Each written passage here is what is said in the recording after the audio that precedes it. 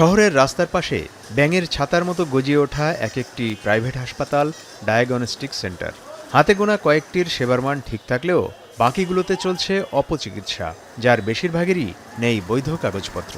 এদিকে গণমানুষের চিকিৎসার ভরসাস্থল ময়মনসিংহ মেডিকেল কলেজ হাসপাতাল নিজেই যেন ব্যাধিতে আক্রান্ত। 1000 শয্যার বিপরীতে গড়ে প্রতিদিন রোগী ভর্তি থাকে অন্তত 4 গুণ। চিকিৎসা সেবা দিতে হিমশিম খাচ্ছেন সেবা সংশ্লিষ্টরা। ধোবাউড়া উপজেলা থেকে আব্দুল হালিম তার 5 বছরের ছেলেকে নিয়ে এসেছেন হাসপাতালে। হাত ভাঙা সন্তানের এক্স-রে করার সিরিয়াল না পেয়ে অবশেষে বাইরে থেকে এক্স-রে করিয়ে নিয়ে এসেছেন। বাচ্চারা যে হাত ভাঙেছে, এটা সিরিয়াল পাইলাম না হাসপাতালে।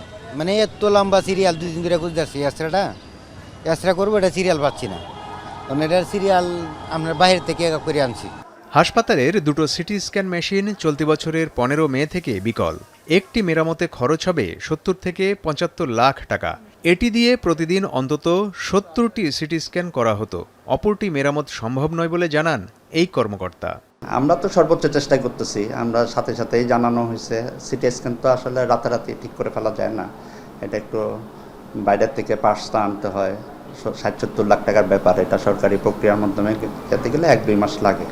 হাসপাতালে মাথার সিটি স্ক্যান 2000 টাকা, পেটের 4000 ও বুকের সিটি স্ক্যানে 2500 টাকা করে নেওয়া হলেও বাইরে দিতে হয় এর দ্বিগুণ। নামকাওয়াস্তে এমআরআই এবং এক্স-রে চালু থাকলেও দীর্ঘ সিরিয়ালের কারণে রোগীরা যাচ্ছেন বাইরে। এতে বেশি অর্থ খরচ হচ্ছে, তাই দ্রুত সিটি স্ক্যান সহ অন্যান্য যন্ত্রপাতি সচল করার দাবি রোগীদের। সিটি স্ক্যানের মেশিনের সিরিয়ালে থাকতে গেলে 15 দিন 20 দিন সময় লাগে, আবার নষ্ট মেশিনেরও সমস্যা, 1 মাসও সময় সিরিয়ালে দেয়া।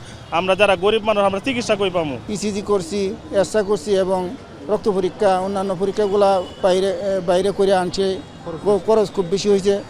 রোগীদের দুর্ভোগের কথা স্বীকার করে কর্তৃপক্ষ বলছে, সিটি স্ক্যান ও ফিল্ম সংকট কাটতে ডিসেম্বর নাগাদ সময় লাগবে। আর হাসপাতালের যন্ত্রপাতি ক্রয়ে আমলাতান্ত্রিক জটিলতা কমানোর পাশাপাশি অভ্যন্তরীণ দুর্নীতি কমানোর দাবি নাগরিকদের।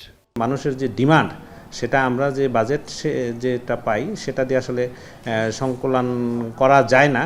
আমরা প্রতিদিনই অতিরিক্ত এক্স-রে করতেছি। আশা করতেছি আগামী অর্থ বৎসরে আমরা শুরুতেই টেন্ডার প্রক্রিয়ার মাধ্যমে আমরা এটা ওভারকাম করতে পারি। প্রাইভেট যে ডায়াগনস্টিক সেন্টার আছে, এদের সাথে ওই হাসপাতালের কতিপয় কর্মচারীদের একটি যোগসাজশ আছে। এরা কি করে বলে যে নষ্ট হয়ে গেছে, আসলে কিন্তু নষ্ট হয়নি। সিটি স্ক্যান মেশিন ছাড়াও 7টি এক্স-রে মেশিনের মধ্যে বিকল 3টি, 2টি এমআরআইয়ের মধ্যে সচল আছে 1টি। এছাড়াও গত 1 মাসের বেশি সময় ধরে ফিল্ম সংকটে এক্স-রে ও এমআরআই চাহিদা অনুযায়ী করতে পারছে না হাসপাতাল কর্তৃপক্ষ। এখন ময়মনসিংহ।